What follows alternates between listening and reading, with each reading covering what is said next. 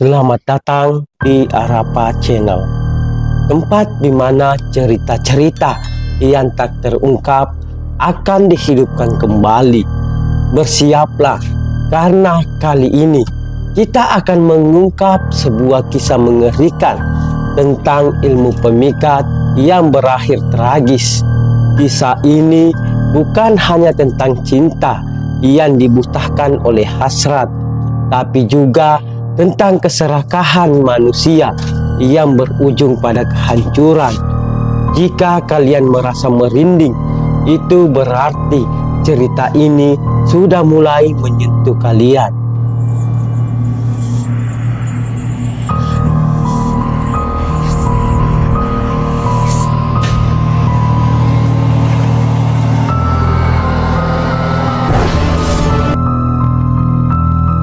Di sebuah desa kecil yang jauh dari hiruk-pikuk kota, tinggal seorang pemuda bernama Arga, seorang pria biasa yang hidup dengan kesederhanaan dan bekerja sebagai petani di ladang keluarganya.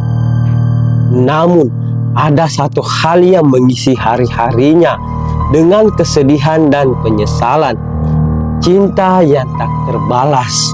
Arga jatuh cinta pada Rina, seorang gadis cantik yang menjadi pujaan banyak pemuda di desa. Namun, bagi Rina, Arga hanyalah seorang teman biasa. Semakin hari, perasaan Arga semakin tak terkendali. Kegilaannya terhadap Rina menjadi-jadi, hingga akhirnya Arga melakukan hal yang tak seharusnya dilakukan. Ia mendatangi seorang dukun yang tua terkenal memiliki kemampuan untuk membuat orang lain jatuh cinta. Orang-orang menyebutnya Mbak Surya. Di tengah malam yang dingin dan sepi, Arga berdiri di depan gubuk tua milik Mbak Surya. Ketika pintu dibuka, aroma dupa yang menyengat langsung menyeruak ke hidungnya. Wajah Mbak Surya tampak menyeramkan di bawah cahaya redup. "Apa yang kau cari di sini, anak muda?" Suara Mbak Surya serak dan dalam. "Aku ingin membuat seseorang jatuh cinta padaku, Mbah. Aku ingin dia tak bisa hidup tanpaku." Mbak Surya hanya tertawa kecil, tawa yang terasa menusuk hingga ke tulang. Ilmu pemikat bukanlah sesuatu yang bisa digunakan dengan sembarangan. Sekali kau memulainya, takkan ada jalan untuk kembali. Kau siap menanggung akibatnya. Tanpa berpikir panjang, Arga mengganggu. Ia terlalu dibutakan oleh cintanya terhadap Rina. "Baiklah kalau begitu, bawa ini." Mbak Surya memberikannya sebuah jimat kecil yang terbuat dari kain hitam, dililitkan dengan benang merah, dan disegel dengan mantra aneh yang terukir di permukaannya. "Masukkan ini ke dalam makanan atau minumannya, maka dia akan menjadi milikmu. Tapi ingat, anak muda, jangan pernah menyakiti perasaannya. Jika tidak, kau sendiri yang akan menanggung akibatnya." Arga mengangguk lagi tanpa memikirkan peringatan itu. Baginya, memiliki Rina adalah segalanya. Beberapa hari kemudian, Arga mengundang Rina untuk makan di rumahnya. Dengan penuh harap, ia mencampurkan jimat tersebut ke dalam minuman yang disajikan. Hasilnya sungguh mengerikan. Rina yang semula menolak Arga mulai menunjukkan ketertarikan. Bukan ketertarikan yang biasa, tapi obsesi yang mengerikan. Rina menjadi posesif. Ia menghabiskan setiap harinya menguntit Arga, bahkan menunggunya di depan rumah setiap malam. Rina menjadi seorang yang sama sekali berbeda. Matanya selalu terlihat merah, wajahnya pucat, dan suaranya terdengar serak setiap kali ia berbicara. Arga mulai merasa ketakutan. Apa yang semula ia harapkan menjadi mimpi buruk yang nyata. "Aku tidak bisa hidup tanpamu, Arga. jika kau meninggalkanku, aku akan mati. Aku akan datang menjemputmu dimanapun kau bersembunyi." Kalimat itu terus terngiang di telinga Arga. Bahkan saat ia mencoba menjauhi Rina, Arga mencoba menghindar. Ia pergi meninggalkan desa untuk sementara waktu. Namun, teror yang tak pernah berhenti. Di kota tempat ia menginap, Arga tetap mendengar suara Rina yang memanggil namanya di tengah malam. Bahkan setiap kali ia melihat ke cermin, bayangan Rina selalu terlihat di belakangnya. Ketika Arga mencoba menghubungi keluarganya, ia mendapat kabar mengejutkan. Rina ditemukan tewas tergantung di kamarnya. Tapi yang aneh, tubuhnya menghitam seolah-olah dibakar dari dalam. Arga terperanjat.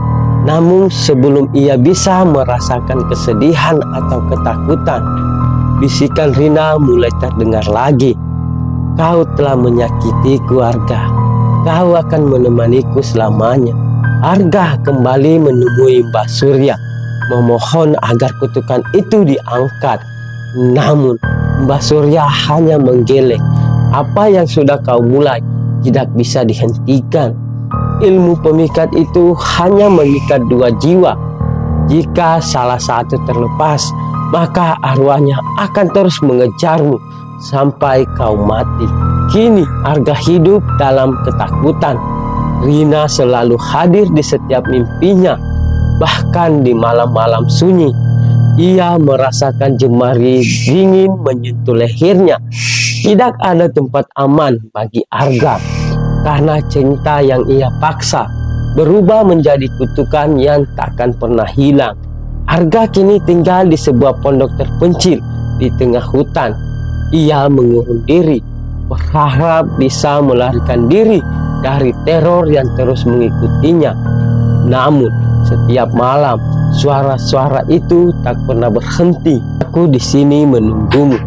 Jangan lari." Suaranya melengking, bercampur dengan tawa histeris yang menggema di seluruh pondok. Cermin yang menggantung di dinding retak tanpa alasan. Daun pintu berdetak seakan dipukul oleh kekuatan tak terlihat. Mimpi-mimpi buruk terus menghantui Arga. Dalam tidurnya, ia selalu melihat sosok Rina. Ia menatapnya dengan mata kosong dan bibir yang menyeringai lebar. Setiap kali ia terbangun, tubuhnya selalu terasa lebih lemah, pucat dan lelah, seakan energi hidupnya perlahan-lahan diserap oleh sesuatu yang tak terlihat. "Kau menyakitiku, Arga. Sekarang rasakan penderitaanku." Putus asa dan hampir kehilangan akal sehat, Arga sekali lagi mengunjungi Mbak Surya. Dengan tubuh kurus dan mata cekung, ia berlutut memohon ampun. "Mbah, tolong aku. Aku akan melakukan apapun asal teror ini berhenti. Aku mohon." Mbah Surya mengamati Arga dengan tatapan dingin. "Kau sudah melanggar pantangan. Kutukan ini hanya bisa diakhiri dengan satu cara. Kau harus mengorbankan hidupmu untuk menebus nyawa yang kau sakiti. Jika tidak, jiwamu akan terus disiksa bahkan setelah kematian." "Tidak, Mbah. Pasti ada cara lain. Tolong aku." Arga berteriak histeris, tapi Mbah Surya hanya menggelengkan kepalanya. "Kau bermain dengan kekuatan yang tidak bisa kau kendalikan. Semua ini adalah akibat dari perbuatanmu sendiri." Arga pulang dengan perasaan hampa. Kini ia dihadapkan pada pilihan yang lebih mengerikan daripada kematian itu sendiri. Malam itu, Arga duduk di kamarnya dengan mata merah karena kurang tidur. Di depannya, sebuah pisau tajam tergeletak di atas meja. Tangannya bergetar saat ia mengambil pisau tersebut. "Rina, maafkan aku. Aku hanya ingin kau mencintaiku. Aku tidak pernah berniat menyakitimu." Namun sebelum ia sempat mengakhiri hidupnya, bayangan Rina muncul di depan cermin. Kali ini lebih jelas dari sebelumnya. Matanya hitam seluruhnya, kulitnya membusuk dan mengeluarkan aroma menyengat. Sudah terlambat, Arga. Kau tak perlu mengakhiri hidupmu, karena aku yang akan mengambilnya. Suara itu menggema di seluruh ruangan. Tubuh Arga tak bisa bergerak. Ia merasakan tekanan yang luar biasa di dadanya, seolah paru-parunya diperas oleh kekuatan tak terlihat. Arga jatuh ke lantai, tubuhnya kejang-kejang, penglihatannya mulai kabur. Tapi ia masih bisa melihat bayangan Rina yang menunduk di atasnya menyeringai puas. Arga ditemukan tewas di pondoknya 3 hari kemudian oleh penduduk desa. Tubuhnya tergeletak di lantai dengan wajah penuh ketakutan. Anehnya, seluruh tubuhnya menghitam seperti terbakar dari dalam, sama seperti tubuh Rina saat ditemukan. Penduduk desa menganggapnya sebagai kematian misterius, namun Mbah Surya tahu persis apa yang terjadi.